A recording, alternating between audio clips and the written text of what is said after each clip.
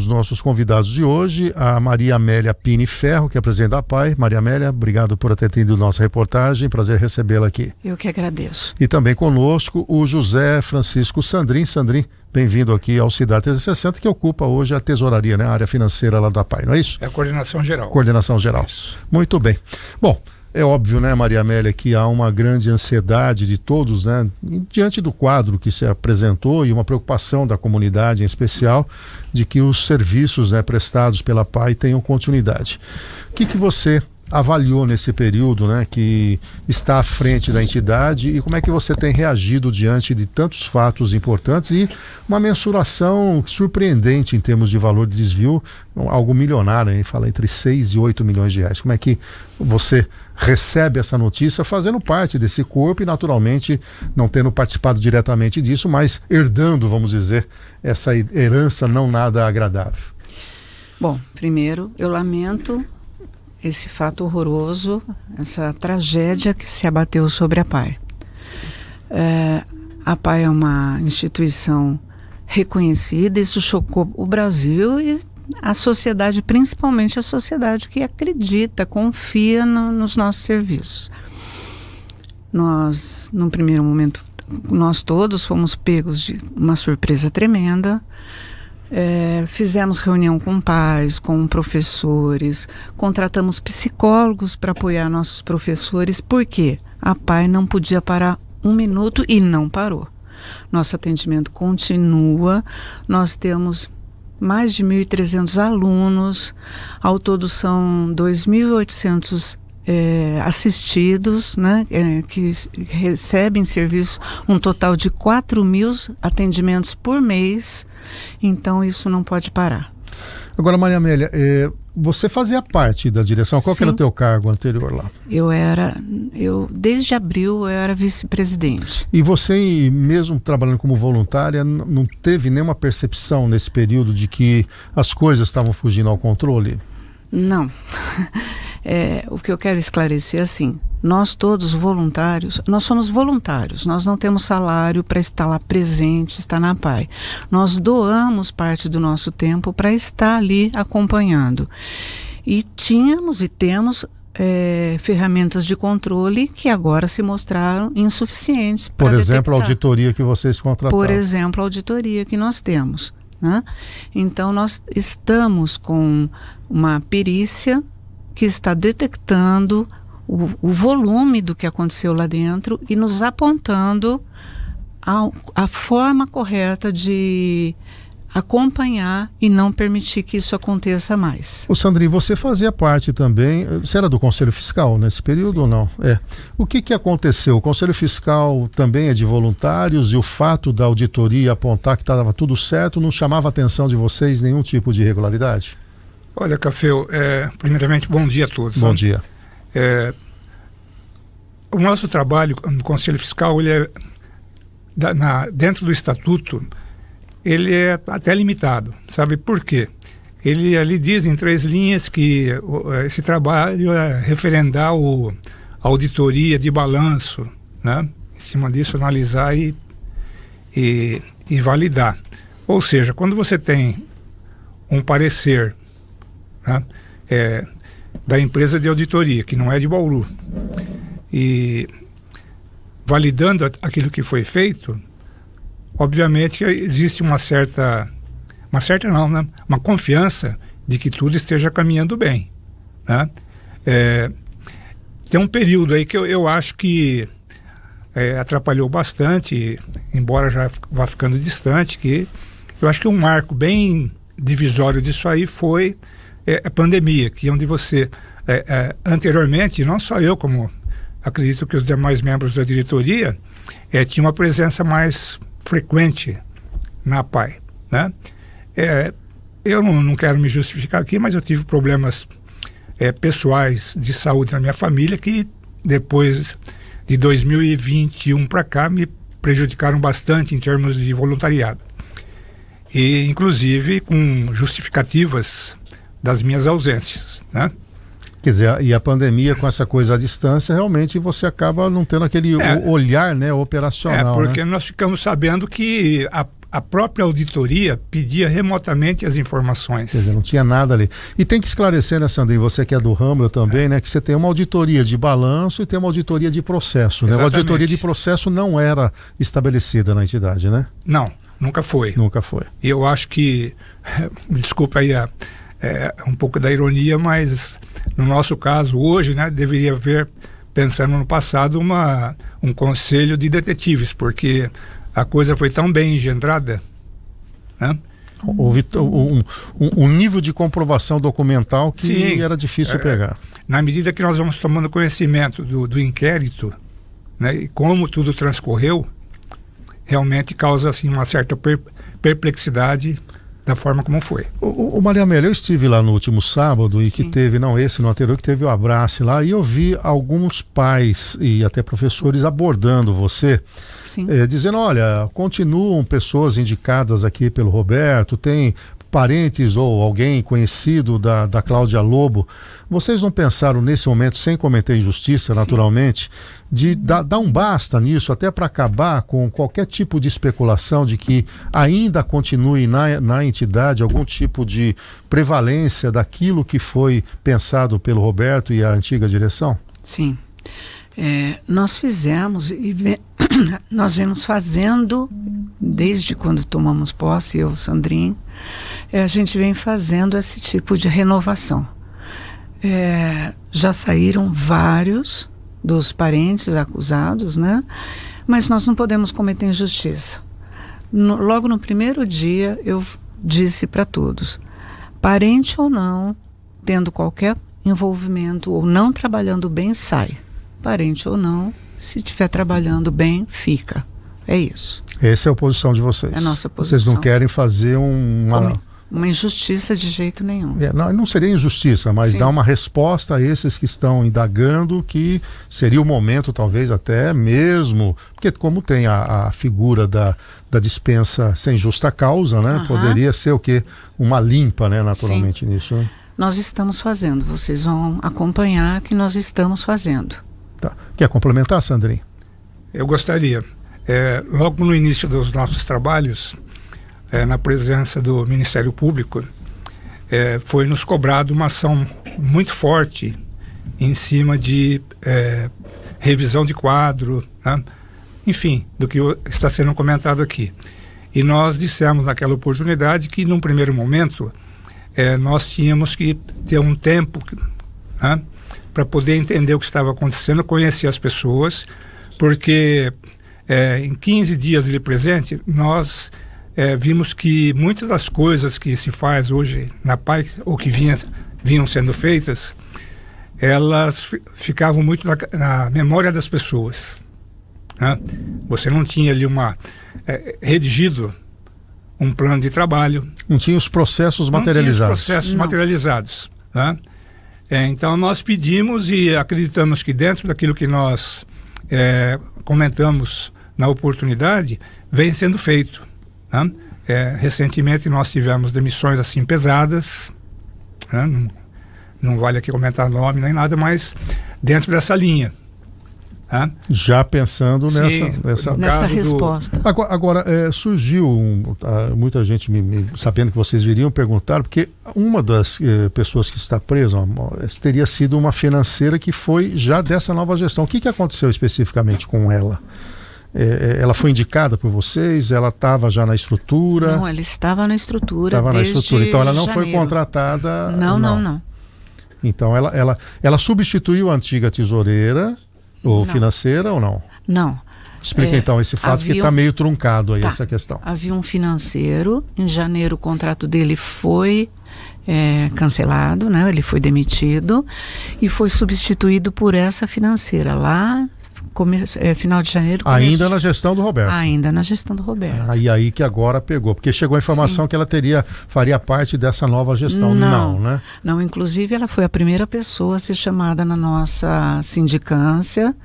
A nossa sindicância acompanhada pelo Ministério Público, ela foi chamada e, como o Sandrinho falou, muitas das coisas que eram feitas por todos estavam na cabeça das pessoas. A gente tinha que, aos poucos, ir detectando necessidade de demissão ou de substituição, sei lá, e agora, então ela fazia parte até agora. Ô Sandrinho, só para a gente fechar antes de passar para a audiência, do caso da remuneração do Roberto, é outro fato também que tem chamado a atenção, né? Isso mudou, ele mudou o estatuto por conta própria. Em algum momento vocês tiveram acesso a essa mudança de patamar da remuneração dele? Se teve, chamou atenção, fizeram alguma coisa? Porque é uma outra questão também que muita gente está colocando aí, ficaram surpreendidos. Parece que a última remuneração dele seria na casa de mais de 30 mil reais.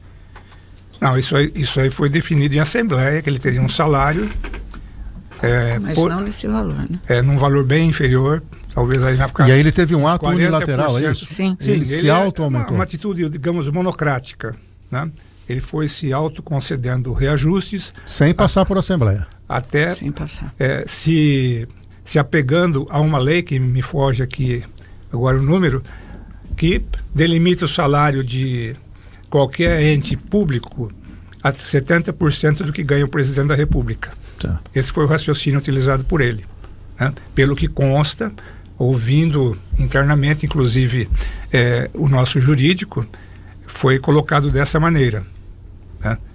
Então, por isso que ele teve essa majoração, então. E foi, então, algo que ele mesmo, né? Sim. O que caberia, né, Maria Amélia, dentro de tudo que vai pedir de ressarcimento, uma reposição desses recursos. Se é que, mesmo condenado, ele tiver patrimônio que está bloqueado, a entidade teria direito a receber de volta. Isso. Com certeza. E nesse aspecto, Sandrinho, vai ter uma ação na linha de ressarcimento? Por todos envolvidos, porque foi comprovado uma quadrilha, né? Sem dúvida. Levantaram joias, o que gastou com viagem, essas coisas não dá mais para recuperar, mas tem carros, tem patrimônio aí, né? Tem, tudo bloqueado, né? Segundo as informações até do Dr. Glaucio, que esteve conosco na sexta-feira, fazendo uma revisão assim de alguns procedimentos e pedindo mais informações, né? Então isso aí fatalmente irá acontecer. E nós temos procurado colaborar dentro do possível, fornecendo as informações que ele nos pede, né? Eu só queria voltar um pouquinho na questão do financeiro aí que você perguntou. Essa pessoa está na PAI desde 2020, né? Então você teve ali uma sequência onde um dos detidos era contador, virou coordenador geral, que foi substituído por alguém que é contador e depois coordenador geral, né? Eu não sei até onde tudo isso está amarrado. Quer dizer, pode ter sido já todo um pensamento de ter e vai promovendo quem está abaixo para ocupando esses espaços, mas faz parte da... a gente pode até falar da quadrilha, né? Que pelo menos atraindo, que é o que tá qualificando. Até atraindo num primeiro momento assim, a pessoa, para depois... Persuadir, né? Persuadir e convencê-la a participar disso aí. Bizarro. Sandrinho, primeiro, o Gustavo Moura, que é o presidente do Rotary, né? Fala o seguinte: Rotary Clube Bauru Vitória Régia apoia a presidente Maria Amélia e a PAI. Estamos sempre à disposição da PAI e o Gustavo Moura, o presidente da Rotary Clube, né? Desejando esse afeto a vocês. E também aqui o Marcos Rogério pergunta o seguinte: qual a consequência atual de tudo isso que aconteceu? O que o financeiro da PAI vem sofrendo atualmente, se há queda de receita, principalmente na questão de doações? Sem dúvida. Nós tivemos dois momentos aí. O primeiro deles foi logo ali em setembro e outubro, onde houve uma queda aí na casa dos 20% nas doações, que posteriormente foi sendo recuperado. Agora, com esse fato que cita cifras elevadíssimas, eu acredito, né, e a Maria Amélia também, a gente tem conversado muito sobre isso, que possa haver uma nova queda. E nessa linha, Sandrinho e Maria Amélia, vocês na entidade recebem verbas públicas, né? Sim. Há algum tipo de apontamento dos órgãos públicos no sentido de, se não fizer isso, pode ter uma interrupção de recurso? Porque se não continuar irrigando a entidade com os convênios, aí ela quebra. Sim. Sem dúvida. Vocês têm alguma informação nessa linha? Nós temos mantido contato com os órgãos públicos. Atendendo tudo para não ter problema. Atendido tudo. Eles sempre fizeram auditorias e verificações e agora também estão como é responsabilidade deles nos pedindo documentação e apontando tudo, mas até o momento está tudo certo. E aí é uma preocupação, né, Sandrinha, sim, de manter isso redondinho para que... Com certeza. Que 70% mais ou menos vem de convênios, mais, né? 70%, 80%. À medida que a gente vai se aprofundando aí nas análises, esse percentual cresce, chega a 90%. De dependência de convênios. Dependência de convênios. Porque hoje, né, aí um parênteses, a PAI não deixou de ser uma escola, né, como ela é vista assim, de uma maneira mais romântica, principalmente pelas pessoas de mais idade. A PAI hoje ela atua em diferentes áreas, né? Como ela citou, nós temos aí, e aí você começa a entender um pouquinho da dificuldade que nós nos deparamos, é que exatamente o número que eu tenho são 2.969 pessoas assistidas pela PAI. E esse controle é manual. O prontuário dessas pessoas é manual, quer dizer, poderia ter sido feito algo melhor no passado, né? Porque você imagina quase ano 25 do século 21 e as coisas sendo controladas no papel, né? Então, o rigor, eu acredito, como não tinha contato com esse tipo dos convênios, né, anteriormente, nós temos dedicado bastante tempo a conversar com a área de educação do município, né, que é o grande convênio que nós temos, da saúde, não só municipal, como estadual, e que tem nos cobrado bastante rigor na apresentação dos planos de trabalho para 2025, que nós estamos na fase agora de apresentação desses planos, né? E também surpreende positivamente a forma como esses controles existem nesses órgãos, né? Porque eles são auditados pelo Tribunal de Contas, sim, eles precisam ter mesmo, né? Por cada valor per capita passado tem que ter. Daí você vai entender, né, a questão assim da perplexidade, né, com um fato desse, porque as comprovações são periódicas, dependendo do tipo de convênio, que você junta lá um calhamaço de papéis, desde cópia de olerite, por exemplo, tem que seguir para alguns convênios, e mesmo assim houve essa burla. Quer dizer, uma engenharia aí para o mal, que é uma coisa assustadora, né? Sim. E assim, e pior, né? A minha opinião, muito pessoal, é que dinheiro de saúde e educação desviado deveria ser tratado como um crime hediondo. É verdade. Especialmente no nosso caso. Isso mesmo. Onde nós cuidamos de pessoas especiais. Mais perguntas, Bizarro? Mais perguntas da nossa audiência. Sandrinho, o Jefferson pergunta o seguinte. Primeiro, a polícia ela faz uma investigação hoje num raio de ação de 5 anos. É isso? Ela vai retroagindo na medida que as informações... Até 5 anos, a informação a princípio. A informação que obteve, só para colaborar, é que durante a gestão do Roberto. Independentemente do tempo. Começou em 22. Que ele entrou, coincidentemente, há 5 anos, né? Que daria aí... Não, ele entrou em 22, né? Ele entrou em 22. Como presidente, 22. 22, né? Então, mas ele está na entidade há um tempo maior. O tempo do início do trabalho dele na entidade, ele veio do Rafael Maurício, né? A partir dali fez a investigação. É a pergunta que o Jefferson faz. Se esse raio de corrupção ele pode ser mais antigo do que se pensa. Olha, nós temos uma perícia financeira contratada abrangendo o período de janeiro de 22 a agosto de 24. Porém, em conversas mantidas não só com a autoridade policial, como também com o próprio Ministério Público, o entendimento é que esse trabalho possa ser retroativo a mais tempo, sabe? Dependendo do andamento aí dessas investigações, pode ser que aconteça aí um espaçamento maior. Uma varredura maior. Varredura maior. Agora, Maria Amélia, o que aconteceu com as informações da autoridade policial? Nós soubemos pela imprensa, vocês também, é isso? E esse trabalho interno, ele vai numa linha a partir dessa apuração ou ela segue também uma linha independente para mexer, vamos dizer, nas entranhas mesmo da entidade com essa perícia? Muito bem. A nossa perícia está em contato constante. A primeira coisa, antes de começar o trabalho, ele conversou com o Ministério Público e com o delegado para ter um norte, como ele deveria atuar. Mas só que a perícia está apenas começando, né? Então ele vai até 2022 Sim. e vai trazer para vocês, e com os elementos que tem, ela pode se estender. Porque a grande preocupação que eu tenho visto, e a nossa audiência também conversando, é que, independentemente do Roberto, né, houvesse a manipulação das informações. Isso não quer dizer que é da PAI só. Hoje está sujeito. Eu já fui diretor de empresas, ali a gente tinha que fazer controles permanentes. Você trabalha em grande organização, né, que vai lá do setor de compras até o setor financeiro. Se você não tomar cuidado, infelizmente tá. Eu trabalhei numa concessionária Scania, eles roubavam material jogando pelo muro. Né, numa indústria que eu trabalhei, logo no início de carreira, eles colocavam um tubo de cobre dentro da marmita. Então a gente tinha que fazer um sorteio na hora da pessoa ir embora para poder verificar se ele não estava desviando. Ou seja, a criatividade para você desviar é grande. E quando você começa esse processo, às vezes não tem muito fim. Então, para vocês, é importante esse olhar mais alongado, não é isso, Maria Amélia? Com certeza. Esse é o caminho. Nós começamos, como ele falou, a perícia estabelecendo a partir da posse dele como presidente, e a partir do que for localizado, a gente vai retroagir. Ao mesmo tempo, a gente está criando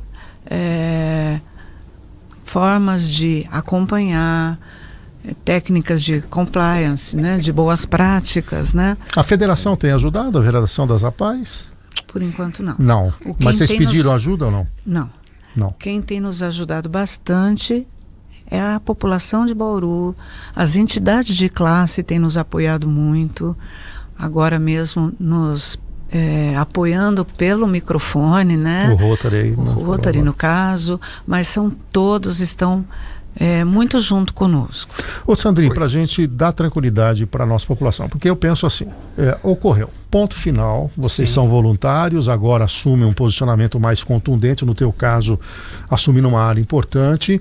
Há uma preocupação da extensão disso tudo e até não interromper o serviço, mas do ponto de vista financeiro, podemos estar tranquilo que, primeiro, tudo que está entrando está sendo justo e que vocês têm planos A, B e C para viabilizar financeiramente a PAI?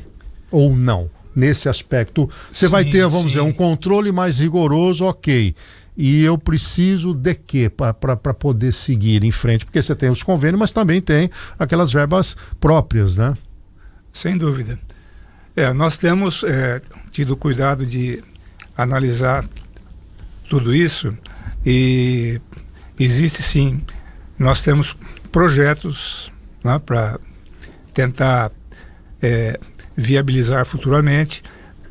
Do ponto de vista administrativo e financeiro, foram implantados alguns processos, né?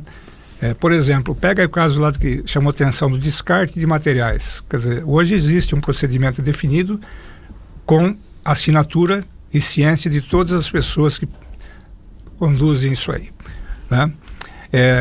Do ponto de vista de verbas públicas, o nosso grande trabalho é demonstrar a esses órgãos que as nossas projeções estão sendo bem feitas, né? E de maneira assim muito bem calculada. A parte de doações, nós temos que continuar contando com a ajuda da comunidade, né? Até porque eu até entendo nesse momento uma revolta de parte das pessoas, né? Especialmente daquelas que doam, com o que está acontecendo. Mas nós temos em Bauru hoje, de pessoas físicas, 900 doadores, né? Uma média de R$ 25,93, por exemplo, ao longo deste ano aqui. Pessoas jurídicas, nós temos 190. Que são doadores permanentes. Permanentes, né? Com a média de 38. Que tem o sorteio, né? Tem um sorteio, mas até isso pode ser prejudicado, né? A questão do Festival de Prêmio, bem lembrado aí, por exemplo, tem lá, está no inquérito, problemas relacionados à compra do veículo, coisa que a PAI não deveria ter feito. Porque no regulamento do Festival de Prêmios diz que o carro tem que ser doado e não comprado pela entidade, né? E isso acabou acontecendo, quer dizer, eu acho que isso inviabiliza o futuro do festival. E saiu uma história também de iPhones que ele teria presenteado. O que é isso? É fake isso aí? Bom, para nós é fake. Explica a história para a gente esclarecer. Muito bem. No primeiro momento que saiu a história dos iPhones, nós fomos atrás da contabilidade. Que seria o quê, na verdade? Ele teria feito... Que ele teria doado iPhones. Muito bem. Nós fomos primeiro verificar se havia nota, se havia contabilidade disso. Não existe. Se é que ele doou, ele tirou desses valores que ele... Pode ter saído da PAI de maneira indireta, mas do bolso dele, entre aspas. Tá. Nós tomamos conhecimento de 2 iPhones que foram doados. 2. Um na área de mídia, uma pessoa que trabalha com a mídia, que realmente a mídia precisa de... E está lá o iPhone. Está. E o outro, a pessoa inclusive devolveu, né? Devolveu. No dia do... No dia do crime. Nós ficamos sabendo, no dia do crime, ele chamou uma funcionária e... Teria entregue para ela. Um iPhone para ela, né? E posteriormente essa pessoa devolveu, porque ela, poxa, isso aqui justamente nesse dia, porque a autoridade policial nos pediu a nota desse iPhone, da compra desses iPhones, e nós não temos.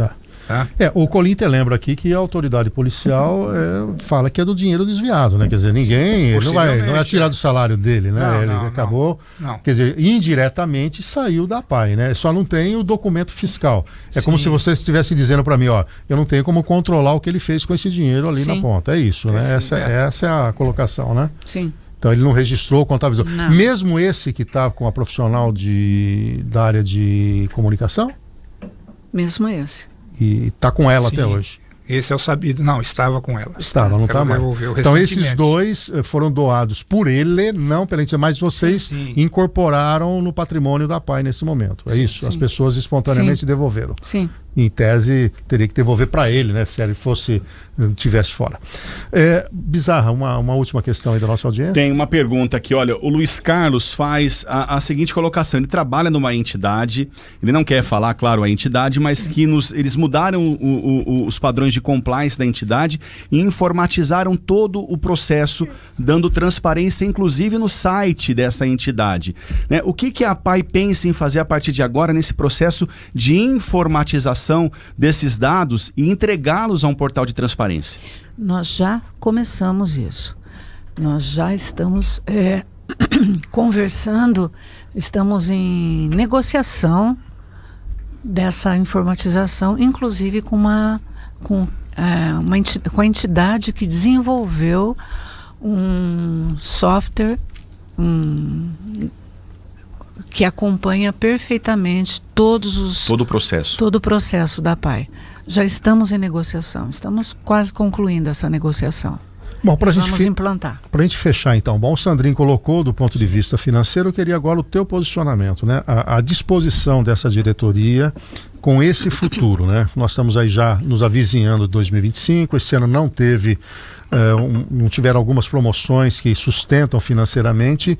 O que a Maria Amélia, assumindo essa incumbência com uma nova diretoria, está fazendo do ponto de vista do compliance, dos controles fiscais, da melhoria do acompanhamento? O que a Maria Amélia pode trazer de tranquilidade para aqueles que querem doar e aqueles que estão indignados, dizendo, olha, a entidade está mais alta do que efetivamente as pessoas?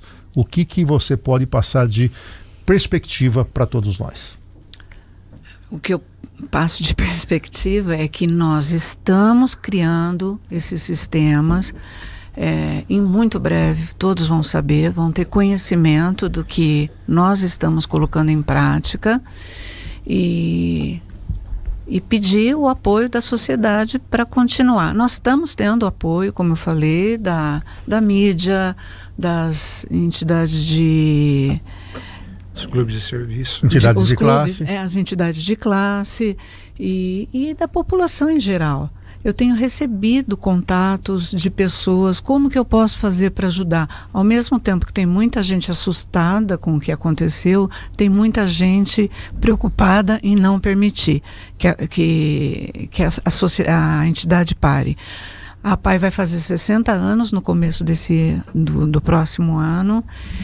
E ela atende uma gama enorme de problemas, de pessoas que precisam que a gente continue trabalhando. E qualquer coisa, né, Sandri, que seja apontado, o entendimento é que vocês vão imediatamente apurar e dar publicidade, né? Daqui para frente tem que ser tolerância zero, né? Sem tolerância dúvida. zero. O nosso compromisso desde o primeiro momento é com a verdade. Ela pode e está doendo bastante para nós, né? Porque são coisas assim estarrecedoras. Mas também, assim, para nós, é um momento de profunda reflexão de que nós não podemos encobrir nada, né? E essa mensagem foi passada a todos no início, sabe? Olha, não tem presidente, coordenador, vice-presidente. Tem pessoas trabalhando aqui dentro e que qualquer deslize ou algo que suscite alguma dúvida deve ser passado para que seja levantado, né? Então, assim, apreciaríamos muito se esse trabalho até da perícia e investigativa e policial fosse mais acelerado, porque nós precisamos trabalhar pensando para frente. E não hoje, nós estamos dirigindo um carro olhando pelo retrovisor. Tem que olhar pelo para-brisa. Só para finalizar, Maria Amélia, estatuto vai ter alteração. Sim, deixa eu só complementar a pergunta anterior. Na primeira reunião que eu fiz com os funcionários, eu disse o seguinte: eu e o Sandrinho precisamos que, se estivermos fazendo algo errado, vocês nos informem. E se nós continuarmos fazendo algo errado, vocês levem adiante e denunciem, por favor. E isso também para os pais, né, que tem uma participação muito importante, né? Sim, pais e funcionários, isso. Bom, quero agradecer. Pois não, Sandrinho, para finalizar. É só assim, realmente é um pedido aí para vocês e que a gente possa esclarecer. As redes sociais têm sido visitadas recentemente, questionando o resultado do teste do pezinho. Vamos esclarecer esse ponto. Esse assunto ele é muito sério para ficar sendo colocado em dúvida. Nós temos que saber separar o lado financeiro, que realmente foi afetado, né, e foi desviado o recurso, do lado técnico do resultado do exame. Ou seja, o exame foi feito. O exame foi feito. O dinheiro é que não entrou na entidade. Exatamente. A coleta do material, ela é remetida para exame a um dos laboratórios mais conceituados e renomados do país, no Rio de Janeiro, né? E aqueles pais que têm alguma dúvida quanto a isso, no laudo tem lá o telefone do laboratório. Tá. Que ela pode consultar. E pode também procurar a própria pai, né? Que vai intermediar. Mas assim, para agir de maneira bastante toma muito cuidado com o mundo do fake news, né? Muita gente especula, né? E todo mundo ficou muito abismado com tudo isso que aconteceu. E aí começam, né? A gente tem na política e tem tudo, e infelizmente também nessa área começam a circular pessoas assim, maldosas. Começou a circular, nós ficamos 3, 4 dias sem nenhum teste realizado. E é ruim, né? E é ruim, sabe? O nosso atendimento é personalizado, horário marcado, para que a criança, o bebê, seja preservado de outros riscos. Tá? Então, é tudo bem feito. Perfeito. Sabe, conforme regras saudáveis. Aí. Muito bem, Sandrinho, obrigado aqui pela sua presença. José Francisco Sandrin, e torcendo aí para que a sua atuação, principalmente nessa área sensível de finanças, seja a mais efetiva, né? Garantindo essa sustentabilidade aí financeira para a entidade. Eu que agradeço aí pela oportunidade e vamos trabalhar bastante. Maria Amélia, e aí tá com esse rojão na mão, né? E não adianta ficar chorando, tem que enfrentar e fazer o que tem que ser feito, né? A gente tem que enfrentar. Eu agradeço também o apoio da imprensa, da boa imprensa, divulgando e nos ajudando a esclarecer tudo que nós estamos passando. Obrigada. Entrevistamos aqui Maria Amélia Pini Ferro, presidente da PAI, e José Francisco Sandrin, que é o diretor administrativo e financeiro da entidade.